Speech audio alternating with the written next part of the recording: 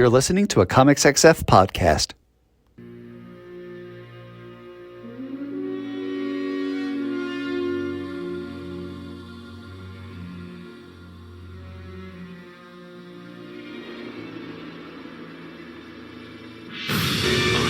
Vengeance. I am the knight. I am Matt Lazowitz, and welcome to this week's episode of Bat Chat with Matt and Will, a Batman ranking podcast, where each week my co-host Will Nevin and I dig into 3 Batman stories, discuss them, and rank them on the big board, thus creating a giant list of Batman stories from best to worst. Will, how's it going tonight?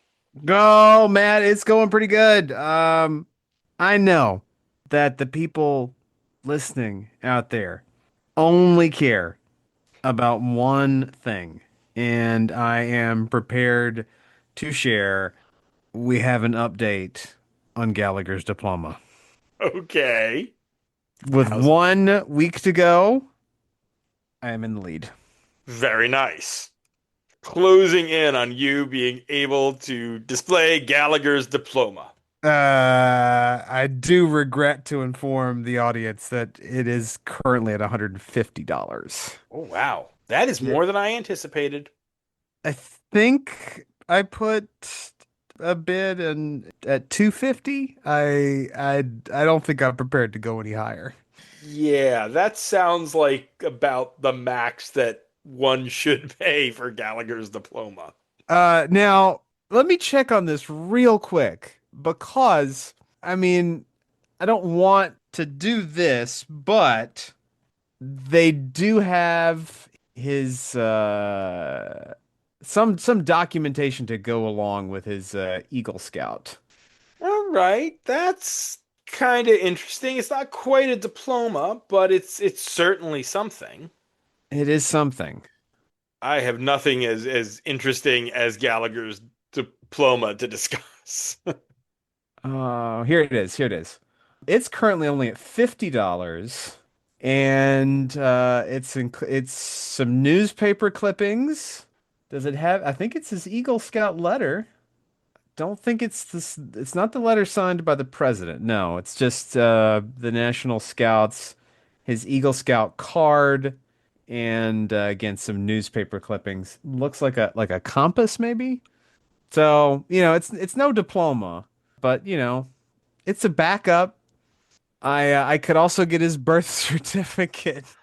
That's certainly something. But that is also at $150. Hmm. I could get his fingerprints for 75. This is just fascinating that they're selling this life piecemeal. Yeah. His family didn't really want to hang on to this stuff, but then they also didn't just want to throw it away. Like, hey, what could we get for this? Fascinating. I hope to never attain a B-list celebrity status, so my Oh, heirs he is sell- generous, sir. Yeah, D-list celebrity status. Because even B-list, you'd be donating those items to somewhere. The Gallagher Museum. Yeah, here are pieces from the final watermelon that Gallagher smashed. Preserved for all time. We live in a strange, strange world. I tell you what is also strange. Good luck, have fun, don't die. Okay, so what did you think? I thought clearly it pulls a lot from Terminator. Even with the score, like very reminiscent of not T2, but definitely the first Terminator, kind of that 80s techno kind of soundtrack. I thought the themes were fascinating. I did not anticipate it being so allegorical. Like I thought it was going to be a more literal, straight up comedy action. And it certainly was comedy action, but it was more there were parts of it obviously that weren't meant to be taken literally. How do you take the ending? Is all of this going on in the simulation? Up to and including Sam Rockwell. Is he part of the program? Is he in there and this is his loop? I choose to believe that the end of the film, right, is we are outside of AI control. We are in a new mission. We are plowing ahead with a new plan for, I suppose that would be run 119. But that would have been a very dark move to just end without that coda. I'm curious. The three extended character flashbacks. I was a little worried after the first one. As much as I like Michael Pena and Zazie Beetz, that whole thing was so broad and goofy, and the way, oh, yes, Boomer, teens are always on their phones. I get it. But I liked it that as you got through each one, they got less broad and more intimate. That there are Dark. Yeah, that there's still moments. I mean, the Juno Temple one is the pitch blackest comedy I think I've seen in a very long time. The moment when she's talking to the parents whose kid has been killed 3 times and they now are bringing the kid back. We're just having fun with it. We're just Right, having fun. You have to laugh. right. You can tell that these are people who are just so severely broken that they just don't have anything left and they're just, yeah, they just have to have fun with it. But then you get He's the like 8 feet tall. a little racist. And Mommy, then are we Muslim? No, just you are. but then the final one with the princess is played pretty straight. There isn't any of that broad comedy. No. There's a couple of funny moments with the kids at the parties, but it's just this sad little domestic drama. And one that feels very realistic because so many people have had a partner that has lost himself to, one hobby or another. Yeah, I thought it was good, not great, but very good.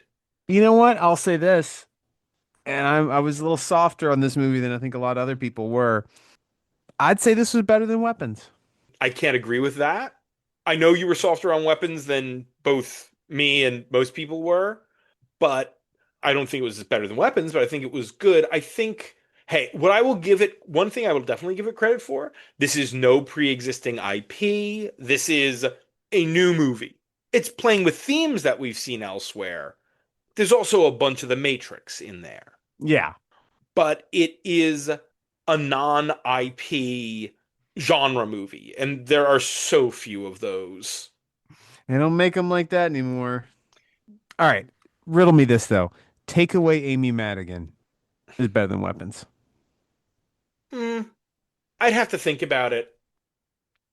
I saw How to Make a Killing. Ooh, how was that? Very good. It is, in my head, where I kind of think about it as, is the anti Knives Out. Knives Out is a movie about this shitty, wealthy family, but it exists in a world with a moral true north. And in the end, that moral true north wins Mm-hmm. in both Benoit Blanc and the heir to the fortune. How to Make a Killing exists in a world with a shitty family where the moral true north loses and your protagonist in the end accepts that the world is shit and people are shit and it's better to be rich in a shitty world than not. Fair. Margaret Qualley plays the fatalist of femmes, a true monstrous sociopath.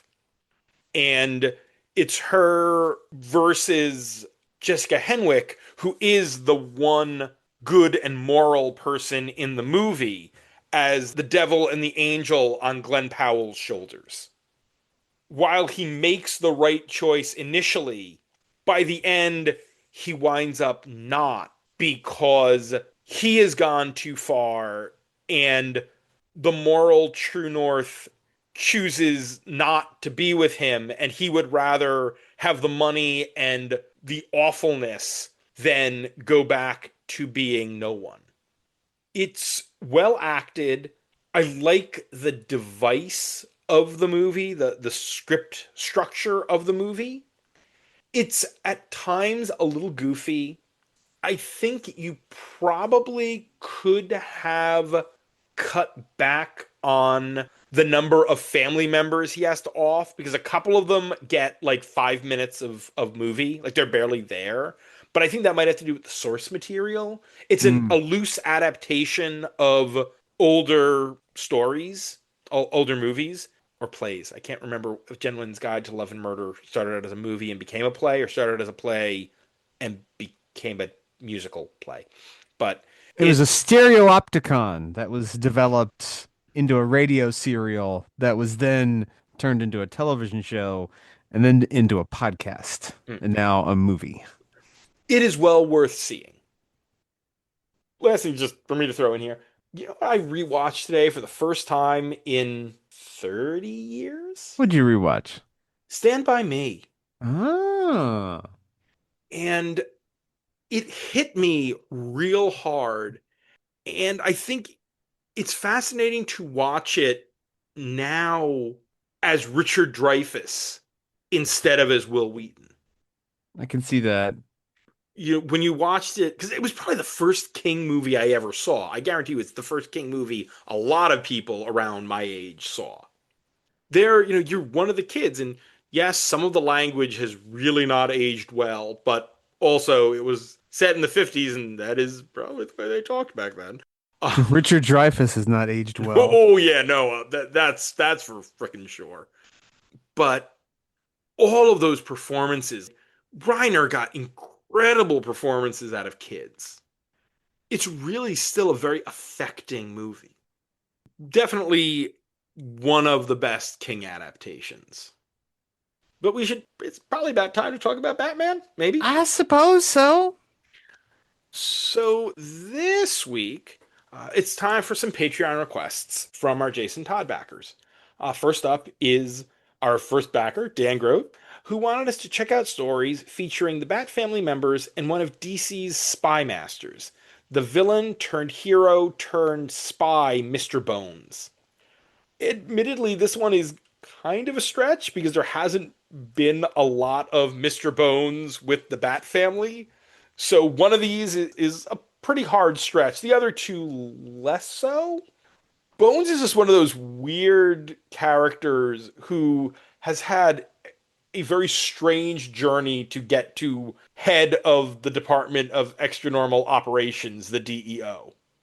Who is this Bones character? How did he become Bones? He was born that way. Oh, very convenient. He is the result of genetic experimentation by a doctor who experimented on 6 pregnant women, and they all gave birth to freaky mutant kids. He made them into a supervillain team called Helix, and Bones turned on them during one of their fights with the team Infinity Inc., who are all the kids or heirs or whatever of the Justice Society, and joined Infinity Inc. That ended tragically, and then he disappeared for a long time, and then just sort of popped up in a series that we will discuss tonight as the head of the DEO, and has been pretty much the head of the DEO since. Are you familiar with the canon, at least on screen, origin of the Crypt Keeper? No. Two-faced boy fucked a mummy. Crypt Keeper. Huh. That's weird. Yeah. Little baby mummy Crypt Keeper. I just gotta always assumed he was a rotted corpse, but apparently not. No. Born from a rotted corpse. Ugh. But yeah, so Bones, as with our Creeper episode, none of this gives you a ton of what Bones was before he pops up here. They mention a little bit of what his power set is, but they don't really go into it. He has a cyanide touch. Anyone he touches with his bare skin gets poisoned. So, not a happy guy.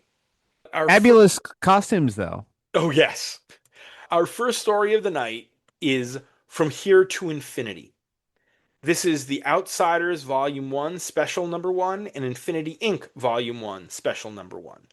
The writers are Mike W. Barr and Roy and Dan Thomas, with pencils by Chuck Patton and Vince Argondesi, inks by Bob Smith, Mike Gustovich, and Arnie Starr, colors by Adrienne Roy and Anthony Tolan, and lettered by Alberto Guzman and Gene Simic. Edited by Barr and Thomas. The cover dates was July of 1987. Looking for a filming location for a movie in Markovia, Infinity Inc. member Skyman is imprisoned by local dictator and Outsiders foe Baron Bedlam. Infinity Inc. and the Outsiders must team up to save him and uncover a conspiracy stretching between the US and Markovia before it leads to a new world order. That description is accurate, but this story is befuddling to me in some respects. Oh, Matthew, if you were befuddled, I was stupefied. I knew all the Hornswoggled.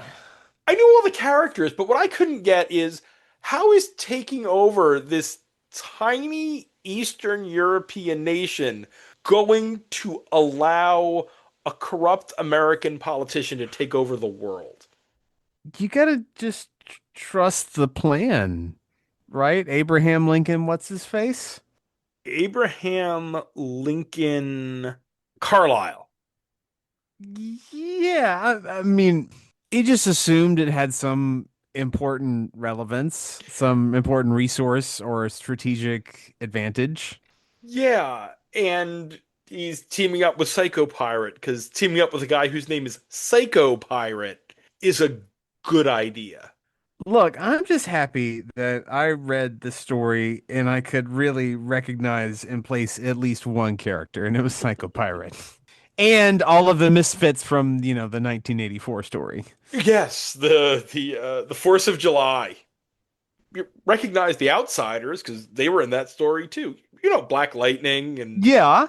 them. But yeah, Infinity Inc. I kind of figured would be completely new to you, and this is definitely in a period where they were expecting you to know who these characters were with little to no explanation of who they are or what their deal is. No. And I'm not going to sit around and attempt to tell you who all the members of Infinity Inc. are because we are never going to encounter the majority of those characters again for this show.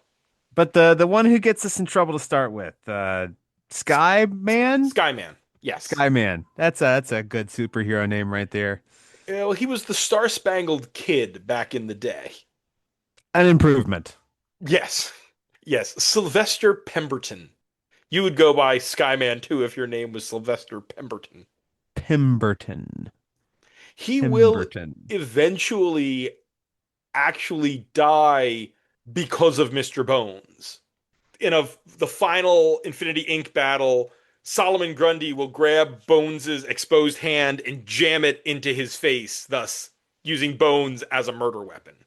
Okay. I mean, that's not a bad way to do it. I mean, it seems like Grundy could just tear him to pieces.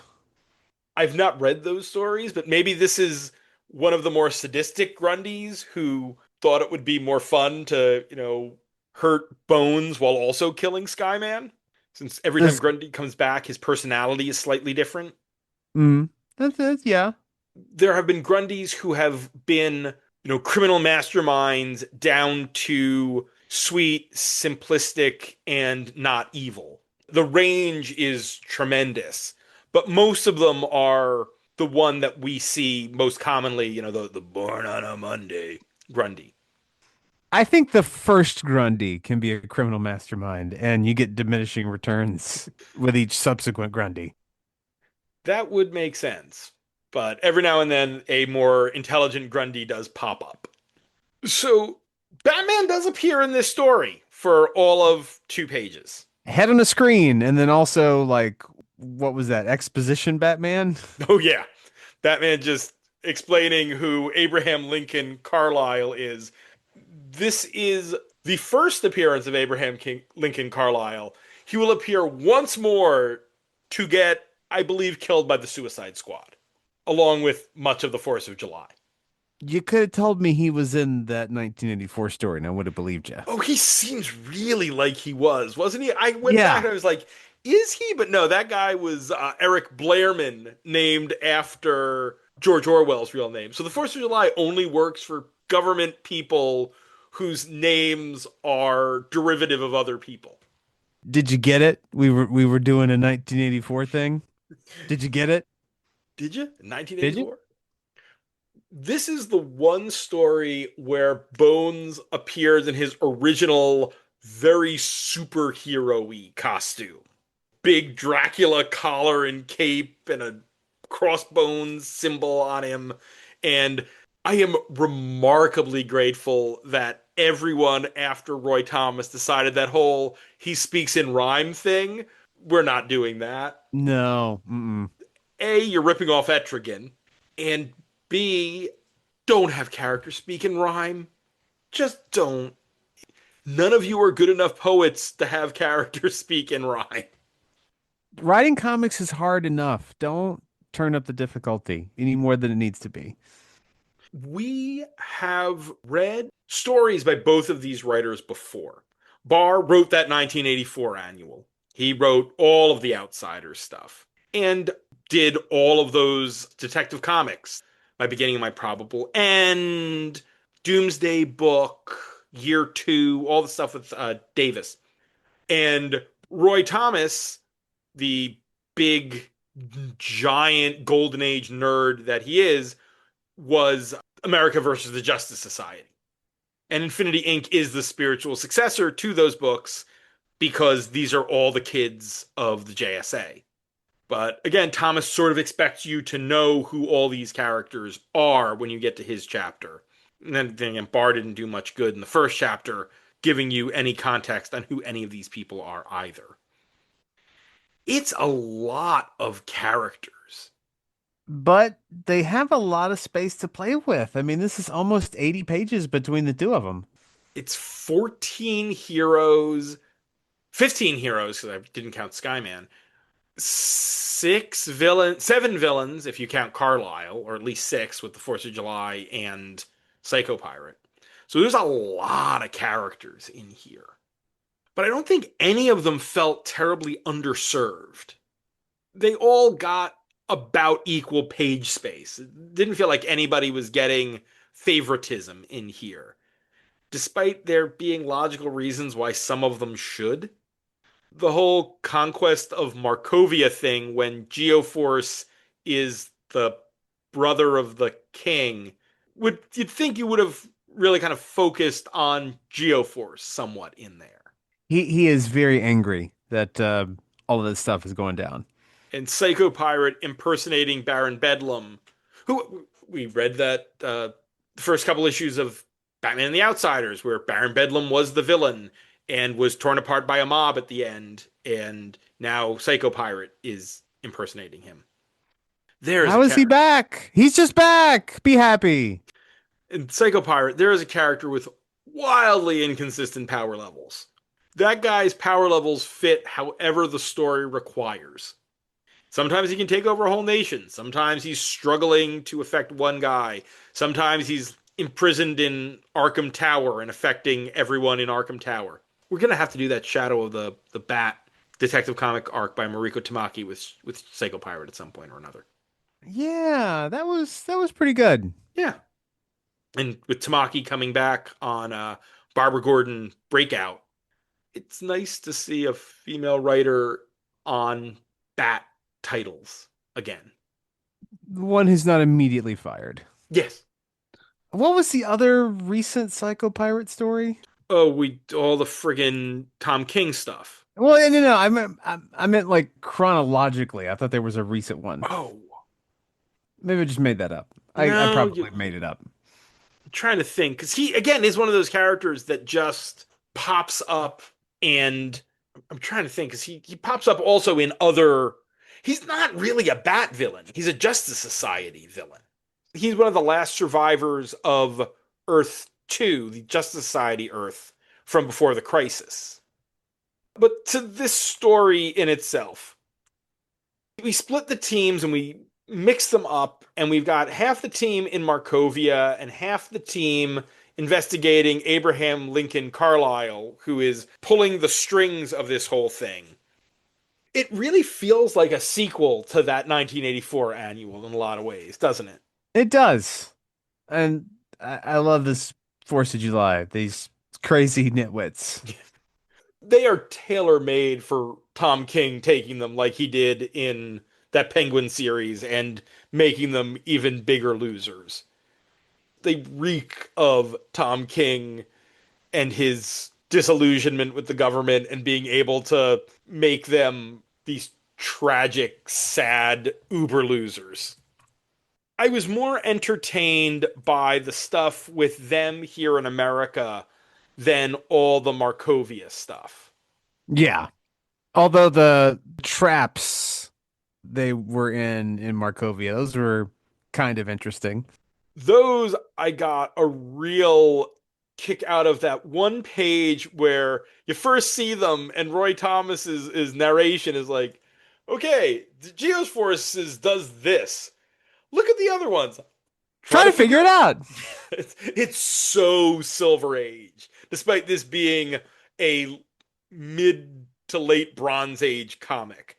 But Roy Thomas was Stan Lee's apprentice. He started writing Marvel comics in the mid 60s and never completely got out of that Roy Thomas Silver Age vibe.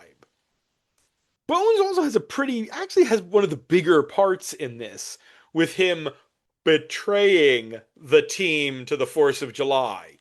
Of course, I don't think anyone is entirely sure whether or not he was just playing both sides to make sure he was on the winning side regardless, which, as you can tell from our later stories, Bones is always playing some angle or another. Oh, yes. And he smokes like a friggin' chimney, which you do not see heroes in comics smoking like that anymore. I don't even think you see villains smoke anymore. And this guy, the first thing after he gets away from the 4th of July is, can I bum a cig? It's like, someone's really getting the Nick fits quick, isn't they? I did like at one point when you could see other parts of his body, when he's inhaling, like you could see his lungs and you could see the smoke in his body. That would be creepy. I would not want to watch him eat. Ugh. I mean, I guess if you are a skeleton, right? Like, what's actually gonna hurt you? He is not a skeleton. Everything but his skeleton is invisible. Oh, okay. His skin and his organs and everything are invisible, but he's not a skeleton man in, the reanimated skeleton sense. He does have flesh, it's just transparent. Weird. Yes. Why And would you not just make him a skeleton man? Why we gotta go to this extra step? also, fun fact, he appeared on the CW's Stargirl series, voiced by Keith David. It's good casting. Yeah. Yeah, he gave a real good vocal performance for the character.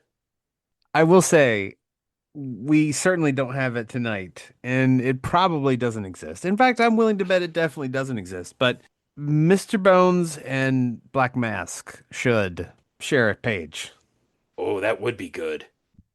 Bones is a character, he's appeared quite a bit, just rarely in conjunction with Bat titles. He does appear quite a bit in the series that we will discuss at the end of the night. Showed up a bunch in Martian Manhunter. There was a whole period with Martian Manhunter and the DEO. And just, you need a spy guy, and he'll often pop up in spy type stories. We did see him briefly in OMAC Project. He was both DEO and Checkmate, and he helps bring down the OMACs at the end of OMAC Project. But not a lot of crossover with Bat characters. Anything else? I think I'm good. Oh, that means it's Todd, but Outsider Special #1, Infinity Inc. Special #1, From Here to Infinity on the big board. We are at 684 stories on the big board. God damn. Number 1 is Post-Crisis Origin of Batman, Batman Year 1. Coming in a sexy 69 is Batman Annual #4 from Volume 3, Every Day. At 150 is The Joker Presents a Puzzle Box. At 300 is Victims, the Detective Comics arc where Mr. Zsasz stabs Alfred. Coming in real high, not nearly as close to the bottom as it once was. It's Batman 41 to 43. Everyone loves Ivy. At 450 is Wrathchild, the Return of the Wrath, the anti-Batman. And all the way at the bottom at 684, Three Jokers. Dog turd of a story. Firm ceiling, I can definitely say, is this is not better than that 1984 annual at 455. No, which is a pretty good showing for that. Yeah. However, oh yeah, it's not going to wind up that low. I was going to say it is probably better than America versus the Justice Society, but that's all the way down at 613, since that's just basically a 4-issue info dump. Probably somewhere in the 500s. I'd say early 500s because Pain in the Butler 508, Eat Bang Kill Tour 511. I'd probably put this above that. I would not put it above 503, the werewolf from Krypton, where Superman and Batman fight a werewolf from Krypton, because that's just wacky fun. This is not a bad comic, but it is it is not the first time we've seen this. A comic that requires so much knowledge going in that it's borderline impenetrable without that knowledge. How about the new 507, Under the Isle That Time Forgot? Sure. Our second story of the night is Shadowing the Bat. This is Chase numbers 7 and 8. The writers are Dan Curtis Johnson and J.H. Williams III, with pencils by Williams, inks by Mick Gray, colors by Lee Lawfridge, letters by Comicraft, and edited by Dana Kurtzin and Eddie Berganza. The cover dates are August to September of 1998. DEO agent Cameron Chase is in Gotham, ostensibly to deal with a new street drug that is turning people into monsters. But really, Director Bones has sent her to investigate and discover the secret identity of Batman. First up, problematic creator watch for noted sexual harasser Eddie Berganza. I love Chase as a series. This is a lot of fun. It only ran 10 issues, but I love this book. I think if this book had come out 2 years later, maybe 3, we would have gotten 30 issues out of Chase. If this came out around this time, we were getting Bendis's Powers and then Gotham Central, when the idea of the superhero procedural was a little more entrenched, this would have been a sleeper hit or mid-tier book. And it's not, and let's assume it was on the same shelves as, Gotham Central. It's a different corner of the DC universe. Like it's weirder and stranger, more X-Filesy, but it's still got those same vibes. You get every arc, and I think they were all no more than 2 issues max. It's, here's Chase with the Suicide Squad. Here's Chase with Green Lantern. Here's the origin of Chase, or why the explanation as to what her issue with capes is. What you kind of get the hints of it here, but her dad was a superhero during the period in between when the Justice Society retired and the Justice League appeared. During that weird sort of interim period, they created a team from the 70s called the Justice Experience. Ah!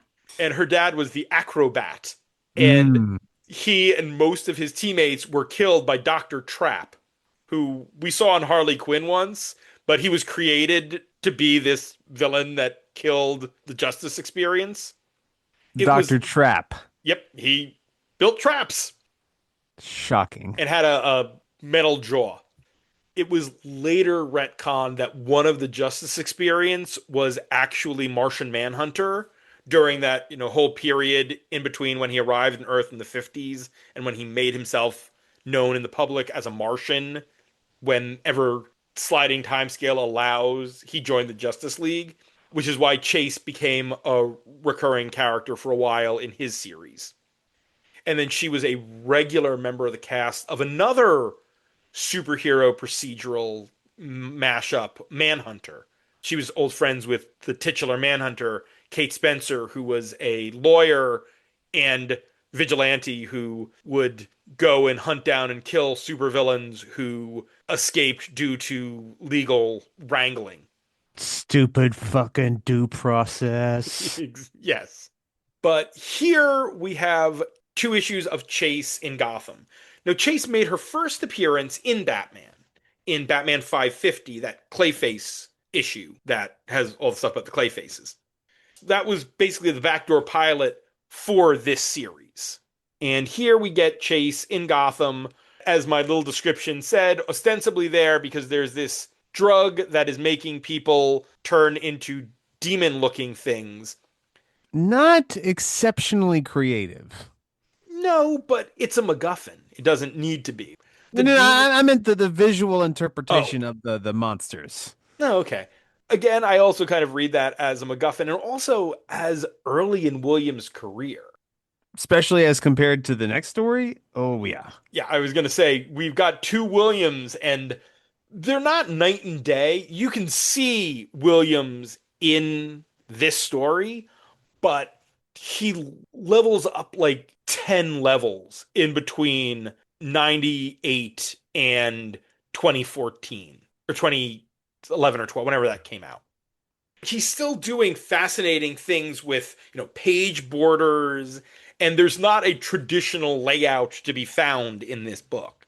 But it's not as aggressively experimental as the work he starts doing when he teams with Alan Moore a couple years later in Promethea and then carries forward in the rest of his work.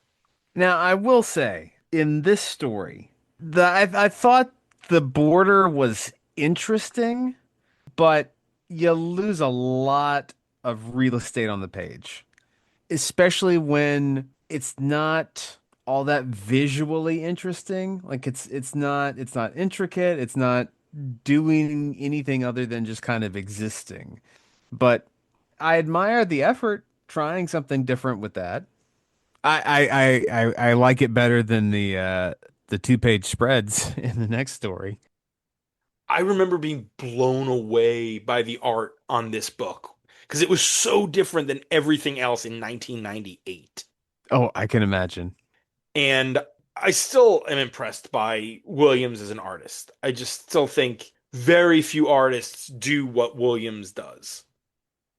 This takes place in a very specific moment in Gotham. Oh, I know. It's after the quake, but before No Man's Land. Yes, the aftershock era, when Gotham is slowly bleeding to death. And here's Chase in Gotham as half of a DEO DEA team because there's this drug, and so the DEA has to be involved. But that is all a smokescreen because Bones has sent her to find out about Batman. And while we had seen Chase talking to her boss before the first part of this story, this is the first time you see Bones. So we didn't know her boss was Bones. And frankly, when I first read this story, I didn't know who that was because he hadn't appeared since Infinity Inc. And I didn't read Infinity Inc. I didn't know who these characters were. I knew him because I read his entry in Who's Who in the DC Universe. But that was it. Back before the internet, you had to rely on a who's who. Yep. I kind of miss those days sometimes, The mystery and the quest was much more of a thing when you couldn't just go to the DC wiki and go, hey, who's this skeleton guys? And get a list of skeleton guys. Yeah, it's wild. Like, yeah, I've started reading more lately, reading more prose, and it's weird thinking about how why am I even reading this book? I can just go to the Wikipedia page and find out every single detail about this story. because that's written by a person and not AI. Yeah, and look, I would not do that, but it's I know. wild thinking that I easily could do that, whereas 35 years ago you couldn't. 35 years ago, my nearly photographic memory was way more impressive. Back then, people would come to me when I worked in the comic book shop and ask me questions, and I would be able to answer them, and they were impressed. Now everyone can do that because of the internet. Mm. Well, soon it will be we're all using ChatGPT, and ChatGPT is wrong on, 35% of stuff. Hmm. So my knowledge will once more be important to fact Matthew check. wins again. I will be able to fact check ChatGPT. But I like how procedural this story is. That it's not as procedural as a Gotham Central, but it is very much in the nitty gritty of Chase is investigating something. And we see in the first issue, it's very much about finding the source of this drug. And then the second issue is something we don't see a lot of, despite it being a plot point so many times. We rarely see the person trying to figure out who Batman is. We usually get them at the point where I figured it out. And it's even more rare when we have someone who has pegged the wrong person as Batman. Despite the logic really working and Batman figuring it out and then setting up this whole elaborate ruse to prove his point to Nightwing. I knew she was going to be trustworthy, but you wanted me to do this, so sure, I'll have Alan Scott pretend to be Batman, and then she does say, I won't look under your mask. I want you to trust me, and this is the first step. But I liked tying Alan Scott into Batman here because it's rare that we get these stories where Alan Scott, he's a Gotham character. He was Gotham's first defender in in the continuity as we have it with a unified continuity. There should be more stories where he and Batman interact. And there are half a dozen maybe. It's also wonderfully dated for its moment. The size of Chase's cell phone, the thing that's as big as your head, and her hacking and the way the hacking is described is very much 90s hackers the net sort of vibes. He blocked my port. Yep. I will say in terms of the formatting here, I get real tired real fast reading a page full of word balloons. But if you give me like a transcript, you give me like some other thing to read, I'll be like, huh, this is kind of interesting. So I liked how this book played with format. You see a little bit of that in the next story, but it's more just like narration rather than, the little bits of transcripts we got here. And I thought that this was more interesting than that. I like the proto info pages. Yeah. This walked so Jonathan Hickman data pages could run. Bless that man. I love a good Hickman data page. But Has he done any DC work? no. He is an avowed Legion of Superheroes fan. Come on, give him Legion. Let him write the Legion. When he's done with Avengers versus Aliens, you can come on over to DC. Oh, it's done. Oh, I know.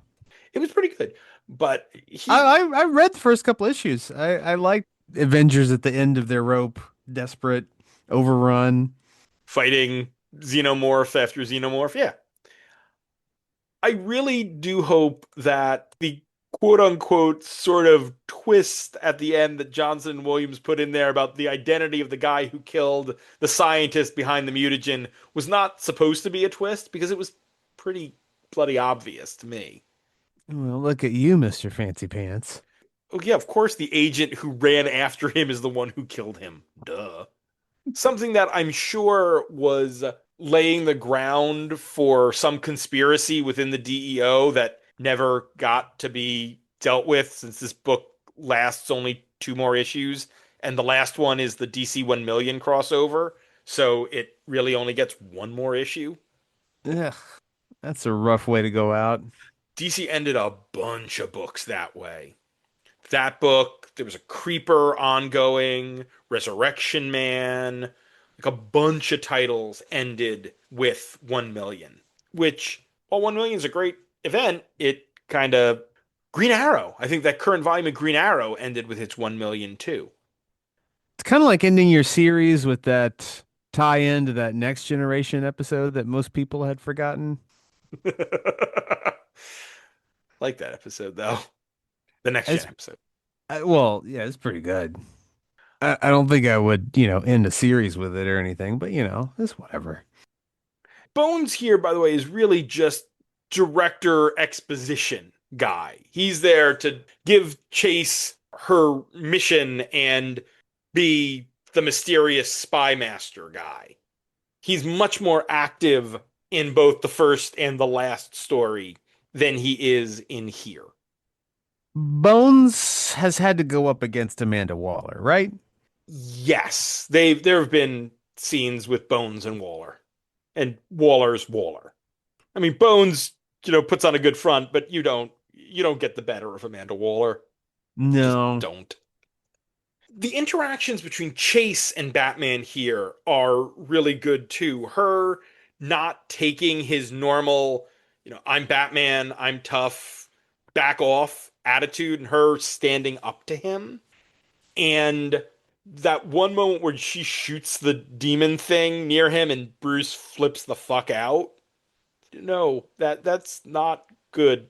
We know what happens when you use a firearm near Batman. No one's happy about that. He did flip out aggressively hard, though. He did just get spattered with the blood of someone who was shot right on top of him.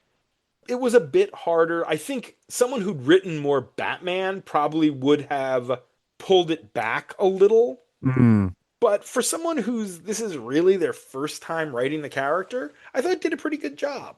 Yeah, I think that's a fair assessment. Johnson does not have a ton of DC credits. It's really just Chase and some other DEO related. There was one year where DC did all the secret files, and Johnson wrote a bunch of the DEO related backups in all these secret files. And also, what he and Williams co-wrote Snow, that Mr. Freeze origin with Seth Fisher art. So we like that story too. We did? I'm good. I'm good. So that means it's time but Chase 7 and 8 shadowing the bat on the big board. So Snow, speaking of Snow, Snow is at 310. Probably below that question mark. I don't know. I think I liked Snow, but Snow was at times kind of busy. This was really a nice, solid 2 issues. You did everything you needed to do, and you got in, you got out. Clash of Symbols at 296. That's what I was looking at. And I'm trying to decide if I feel like I don't think I can put it above. I'm just looking, like, I know for a fact, even if I could maybe say it was above that, it's not above Villains United or Scottish Connection at 292, 293. Maybe right below Clash of Symbols, new 297? Sure. All right. Also, way to bring Batman in at the tail end of this book and then cancel it. Yeah. Seems like you probably should have given it a little more attention, because I know I bought this book for the first time with these issues and liked them so much that I immediately went and tracked down the back issues and read those, last 2 issues before it ended, and was really disappointed when it ended 2 issues down the line. How did you find out that series were canceled back in the day? You just show up at the comic store and pick up your pull, and it's like, oh, that book got canceled. Yeah, Sorry. usually something at the back of the book saying, "Hey, this is our last issue. Thanks for being with us up to this point." You should have told more of your friends. Could it have troubled you to buy extra copies? Huh? Could it have been so bad for you to buy 5 or 6? Maybe we'll start printing some variant covers to get you to buy some more. And our final story of the night is Batwoman, Wonder Woman, World's Finest. This is Batwoman Volume 2, numbers 12 to 17. The writers are W. Hayden Blackman and J.H. Williams III, with art by Williams and Trevor McCarthy, inks by Dave Stewart and Guy Major, letters by Todd Klein, and edited by Mike Martz, Harvey Richards, and Ricky Purden.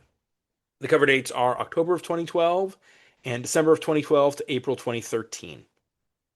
Her quest to return kidnapped Gotham children to their parents has led Batwoman down a rabbit hole of monsters and myth. Now on the trail of Medusa, Batwoman seeks the aid of the hero best equipped to fight ancient monsters, Wonder Woman. So, in the trade, there's a 0 issue collected with this. Yep. Trade does not clearly identify what the 0 issue is. I presume it comes first. Maybe it comes at the end. What did I read that it didn't have to read? It's the second issue in the trade because Zero Month in the New 52 was in between issues 12s and 13s. It's the giant recap of Batwoman's entire life. I thought reading this feels out of place in this arc. Yep, that was the 0 issue. The story that tells Batwoman's entire life, and absolutely if you read it, it's like there's no way this works with the New 52's weird compressed timeline, but whatever. This is the culmination of the first act of what was intended to be the New 52 Batwoman from Blackman and Williams. The 2 previous arcs pay off here. And then it was clearly intended to go into something else, which lasts for 2/3 of an arc before editorial gets involved and Blackman and Williams quit. Nice.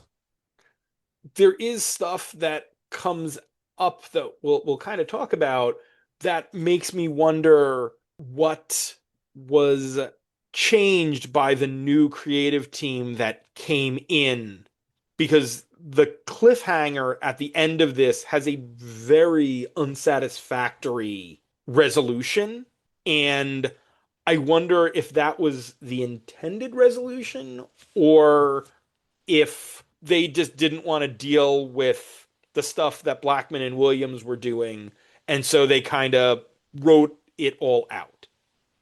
Here, we are dealing with Kate under the thumb of the DEO. They have figured out her identity.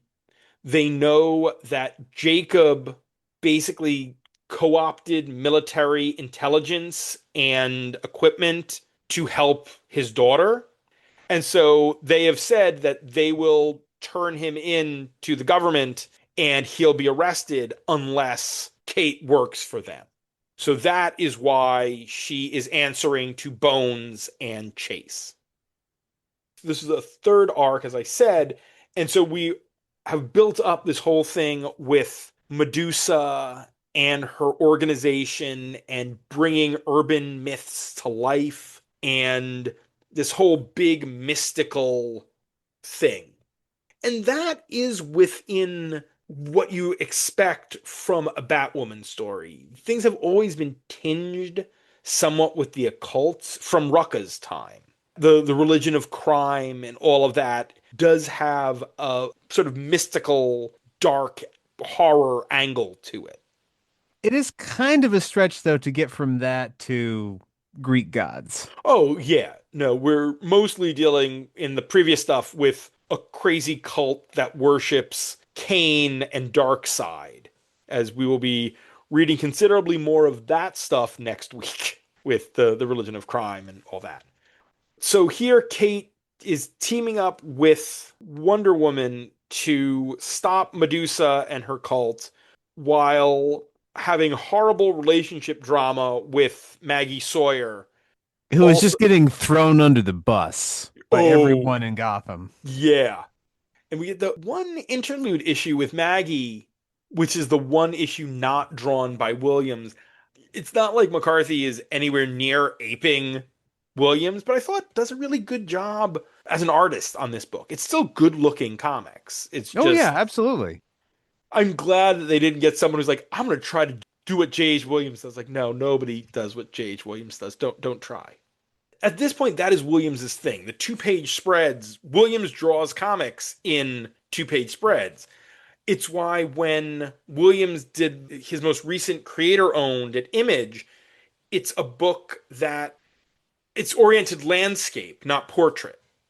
So it opens out wide you read it like lengthwise, not open it normal like you'd expect. And when it's a creator owned, it's designed to do that. It's fascinating. Like Nine Lives. Yes, exactly. Just trying to think of another example. It's like, yes, Nine Lives is definitely Although I'm sure the Image book is larger than Nine Lives. no, it's about the same size actually, as I Really? recall. It's a little bigger. It's I think about the size of a standard comic, so it's a little Hmm. bit larger. But yeah, you had problems with the double page spreads here.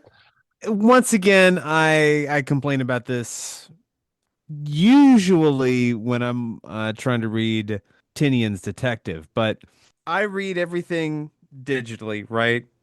So to me, this is such a first world problem. But just the physical turning the iPad in my hand and then waiting for the screen to reorient and then turning it back and then turning it like it interrupts the flow of reading and it's irksome. It's irksome. And I don't necessarily get more out of it because, right, the iPad it shrinks two pages into the one screen. So I'm not getting a more widescreen, bigger, more engaging experience. I'm really getting something that is shrunk down and smaller, which is unfortunate because I get the advantage of, drawing this stuff two pages at a time, but it does not translate into the digital experience. And I have the floppies, so for me, it's a nice experience because the detail on those two-page spreads when you've got them in full size is real nice. Yeah, and I lose that detail. Fascinating. Yeah. There's a lot of narration in this book, Oh, yes, there is. and from so many different points of view. Not all of it is in green. That's a plus. Oh, you read my mind. The green on yellow of Medusa's lettering is not as bad as red on black or black on No. red, but it's close. Yeah. Hard to rise to that level of Batman Who Laughs unreadability, but yeah, it strives for that. I had no issue with when it was Kate and Diana alternating. That made sense. And the narration of the Maggie Sawyer issue from Maggie's point of view made sense. It's when you get to the end and you've got Kate and Diana and Maggie and Chase and Medusa and I think there's probably somebody else in there too. Oh, Bet Hawkfire also in there. It's a lot of characters and a lot of narration. And it seems like when you bring Wonder Woman into guest star, it should probably be enough. You should probably let her, be a focus here and not bring in all of these other characters. You've got Batwoman and Wonder Woman fighting Medusa and a bunch of monsters. It seems like kind of let's focus on that. Yeah. Blackman is one of these writers. I've read mostly his Star Wars stuff. He's written a lot of Star Wars comics, and I never found them as clunky as I found his run on Batwoman. It's not necessarily bad, but it is very narration heavy throughout. Well, too, Williams has a co-writing credit here. Yes. So you wonder if it is clunky, if it is overwritten in spots, who is to blame for that? Mm, that is fair. And it's also Williams, that art is so beautiful. It's weighed down by all the words all over it. Yeah. Rucka always found a way to nicely balance being able to tell his story over those Williams layouts and still let you really appreciate what Williams was doing with the art. And sometimes it still works. I mean, there is that one two-page spread when Kate and Diana are fighting Nyx, the goddess of night, and the it's all black and the words are like white and built into these shapes. Oh, that was beautiful. That was a really good use of putting the words into the layouts. But it's that Medusa stuff. It's that yellow and green that is really difficult. And some of the other stuff, again, also towards the end, is harder to get through. I know that Medusa is a tragic character. She is an aggrieved character. Did we really need to get so much from her perspective? DC has done a lot with Medusa over the years. Like Rucka did a Medusa story in Wonder Woman, and Stephanie Williams did a whole eventual redemption arc with Medusa resurrected as well as an Amazon on Themyscira recently. That was really good. And actually just in Absolute Wonder Woman, in the Absolute Wonder Woman annual, Kelly Thompson did Absolute stuff with Medusa that was really cool. But yeah, especially when Medusa is trying to destroy the world, it's harder to, as aggrieved as one is, to have them be, yes, it's terrible, but global genocide is Kind of a bummer. yeah, kind of hard to get past there. But the allure of public domain characters. Oh. Oh boy. Don't have to pay for Greek mythology characters. Hell no. We could publish a Medusa story tomorrow, Matt. Tomorrow. There are some really good moments in here. I love when Kate and Diana figure out that, oh, in the end, Medusa's going back to Gotham because Gotham is, of course, the spot where hell is coming to the world because, yeah, it's Gotham. Of course it is. I also was really confused when the monsters are attacking and you see some Gotham characters fighting back. You see Nightwing, Catwoman, and Mr. Freeze. Not Batman, not Robin. Nightwing, Catwoman, and Mr. Freeze. Was it just that those were the characters that Williams wanted to draw? Maybe. I also think Williams does a really good job of giving us a kind of sloppy looking, but not grotesque Harvey Bullock. Yeah, that was not over that line. I can't remember what we were reading recently that definitely crossed it, but this did not.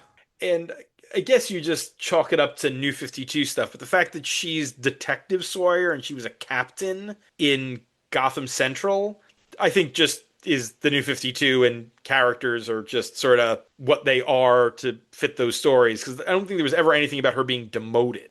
No, but she's certainly taking all of the blame for this. Oh, yeah. The kidnappings that Medusa took part in. It also does feel a little weird to have Batwoman in this mysterious circumstance with another weird cult when her principal nemesis are the religion of crime.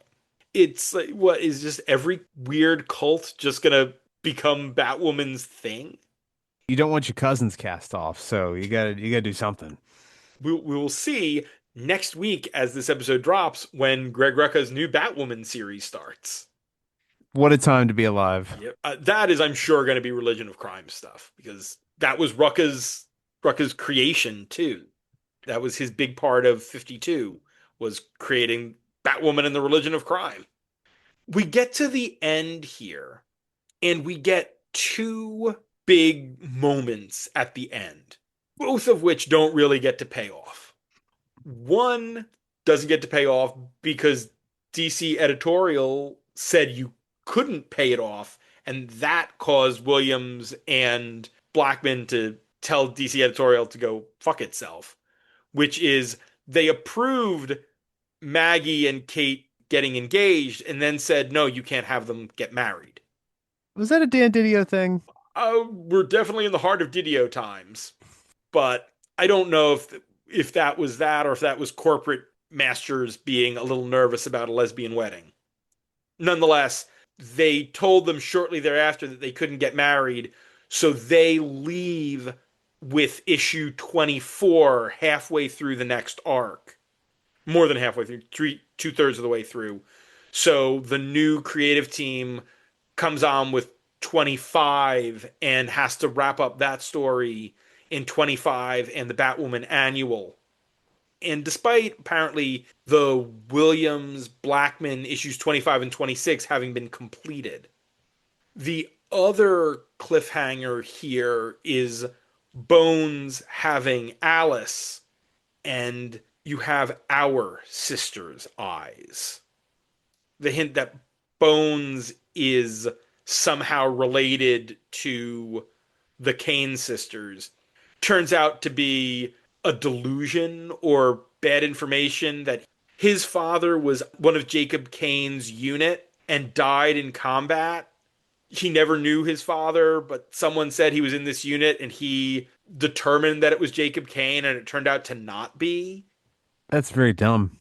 I really wonder if that was just Mark Andreyko, who was the next writer, not wanting to do any more of this DEO stuff and so just writing it out with that ending and getting Kate out from under the DEO because Bones gets, he loses his position, which is quickly reversed and all of this run is completely ignored and forgotten. And Bones is back running the DEO now. So you said that these guys, this creative team, finishes 25 and 26 and they're never published? Yep. That's interesting. I remember the solicitations and I looked it up on the DC Wiki and it says the issues existed and were never published. Just to be able to go into like the deep, deep DC archives and to read the total completed issues that they have, but never published for one reason or another. You wonder how many of them are in there. I'm sure there's a bajillion like file stories, like fill-in issues that people wrote and drew and were sitting there and waiting to be dropped in and they were never needed. But stuff like that, runs that ended abruptly. And you know what I really wonder about?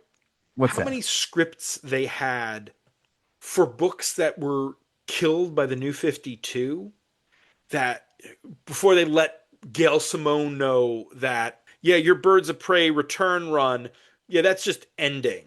If she had submitted scripts for the next couple issues that now just sit there. And the same for a lot of the other runs from that period that just sort of ended. And see, this would be the real sicko fan service. If you wanted your DC Infinite to really take off, you go in the archive, and they obviously tried to do this, right? What did they call that? It wasn't From the Vault. That was what Marvel called these. It wasn't DC Revealed or something like that. But yeah, they tried it at some minimal level. But I'm talking like the deep dive. We're gonna pull out the stuff. We're gonna bring in some artists to do it. Like really just nerd ass fan service. I would be fascinated to read what those two issues would have looked like, to see what form this book would have taken. And to be fair, this is not where this character was intended to go originally anyway. That would have been what Greg Rucka's original scripts for what Batwoman was going to be because he had been promised a Batwoman ongoing with Williams. He had written in issue 0 that came out 6 months or so before the New 52. And then I think he wasn't going to take part in the New 52 because they weren't going to let him tell the story that he had intended. So he walked away, but Williams stuck around and they got Blackman to be the co-writer on the book. It's a fascinating thing, comics, isn't it? Absolutely. So many people making so many bad choices.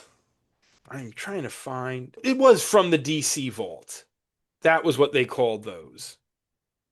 Also, another thing that exists out there in a nearly completed form, the original final issue of the New 52 Nightwing before they decided to go with the Grayson path. The original follow up issue to his quote unquote death at the end of Forever Evil completed. It was leaked at one point or another and is long since gone from the internet. But it's fascinating what comics are floating around out there. But a little more to draw a conclusion on what thematically, theoretically, this episode is about. Bones here, he gets to go out in the field and wear big battle armor. Here is it's this issue where we see, because they're on the boat at the beginning, he's in the Hawaiian shirt, Mm-hmm. and you see him smoking, and you see the smoke go down his invisible body. This is where we see that. Buh. Yeah. And yeah, that ending, it kind of would have been interesting if he were Jacob Kane's son from his first marriage or something. Although it would be, can it be considered whitewashing when the character's skin is invisible? Well, what if he was younger, right? And the invisible skin was actually because Jacob's huevos were totally irradiated while on some mission.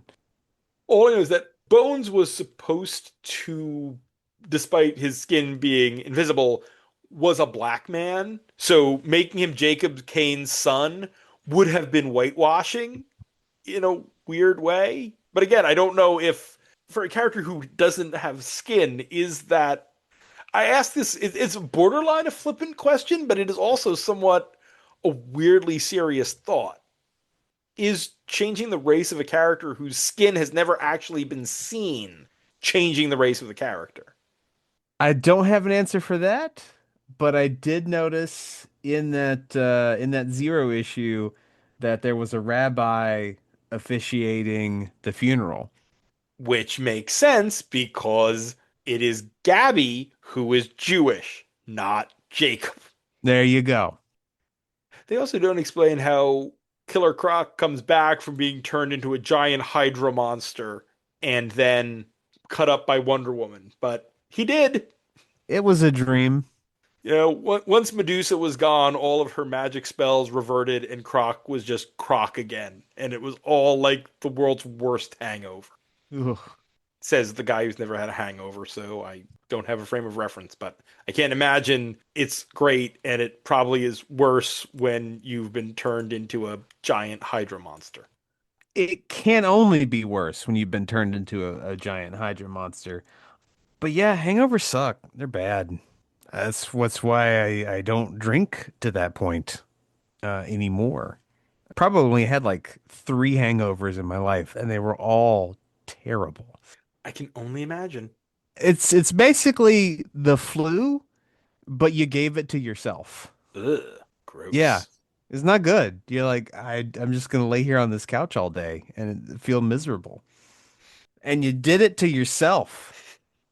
So I think we're probably done here, huh? Probably. Oh, that means it's time. But Batwoman 12 to 17, Batwoman, Wonder Woman, world's finest on the big board. I So think. I'm gonna say, Mhm. because of the unfortunateness of the spreads on digital, and getting so deep into the Greek gods and shit.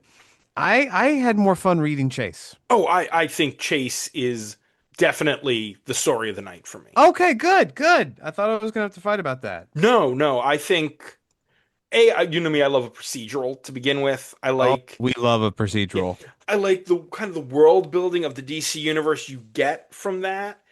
And this is overwritten and it's very nice to look at, but it also gives me the frustration of it's narrative blue balls. It's a story that goes nowhere and that leaves you trapped. And that's not necessarily the story's fault, but it is something I have to take into account that everything that is set up here doesn't ever pay off. I think a hard floor is 523, The Unknowns, the final arc of this Batwoman series from that next creative team. This is better than that. All right, let's start with Chase is at 297. Let's go down a little bit. 350, Dark Knight over Metropolis. The first really big team up of Batman and Superman in the post-crisis world. I mean, there were little one-offs and there was the how they met, but this is the first big team up between the two characters. And is the story that establishes Clark gave Bruce the kryptonite ring. Below that. Yeah. 400, first appearance of the Penguin. Obviously more significant, but it's a golden age story. I think I might go above that. Well, I will say we've got Brave in the Mold at 404, and that was great art, but it's got those story problems. Similar here. That was, I think, more problematic. All right, I can give you a ceiling then if that's the floor. So let's say that's the floor. Okay. The ceiling is the charming and goofy Batman Goes Broke at 383. God damn, that's a fun story. Oh boy. Right. I could have a worse night than just rereading Batman Goes Broke and Joker's Boner and maybe like Arkham Asylum Living Hell. Like that'd just be a fun night. It's weird. I guess there's more. I was gonna say it's weird that Batman Goes Broke is above Joker's Boner, but no, I can see why. There's more Batman. There's more actual kind of story to Batman Goes Broke than Joker's Boner. All right, so if we're between then 404 and 383, War of Jokes and Riddles at 392. As bad as the substance is, it is substance. True. So I think below that, you know what? Honestly, I think maybe right below that. Yeah, above Grimm, above Injustice Year 4, Volume 1. Yeah. 393. And that does it for tonight. Next week, we're not moving too far from where we were this week, as our next Patreon request comes from Ross Holmes, who requested stories about Renee Montoya's Time is the Question. So we are going to be reading 3 Greg Rucka Montoya question stories, which do also heavily feature Batwoman. Remember, you can support the podcast on Patreon at patreon.com/batchatwithmattandwill, where you can get shoutouts, bonus content, pick a story, and even come on the show.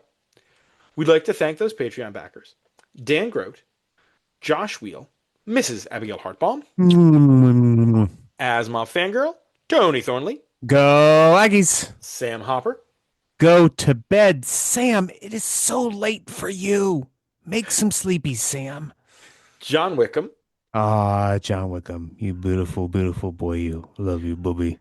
Robert Secundus, Bobby, put down the discourse and also go to bed. Tim Rooney, Giorgio Sergioli, David Wheel, World's greatest gray belt, Alexander Wheel, Matt McThorne, McThorny, Dan Offer, barely newer, Nate Randell, Daniel Mosley, Ross Holmes, Mr. Random Ace, Will Crisp, me compadre. We're gonna go play trivia tomorrow. I'm looking forward to it. Gonna be Jeopardy themed bar trivia. Carlos Cordova, Jordan Jennings, Charlie Etheridge Nunn, Sean Shambly, and The Final Wraith The scariest wraith. for their support. This show is available on Apple Podcasts, Spotify, Amazon Music/Audible, YouTube Music, Podbean, and on comicsxf.com, where new episodes drop every Thursday. You can find me on Blue Sky, where I talk about comics and other random things, and Letterboxd, where I review all the movies I watch, both at MattLaz1013. You can find me on Twitter at Will Nevin, where I continue to post, I don't know, the random fucking nonsense that pops into my brain. I got 1 week to get that diploma. We'll see how it works out. I'll be anxiously watching the clock this time next week. But for now, I'm going to go to bed. Good night, Huntsville. And be sure to visit ComicsXF at comicsxf.com or ComicsXF on Blue Sky for our weekly Friday Bat Chat roundup of new Bat books, for my other show, the ComicsXF Interview Podcast, where my longtime best friend Dan Grote and I interview comics creators, retailers, publishers, journalists, and other related tradespeople, as well as all the other stuff Will and I are writing. And stay safe out there, folks. Gotham is not a place to be after dark.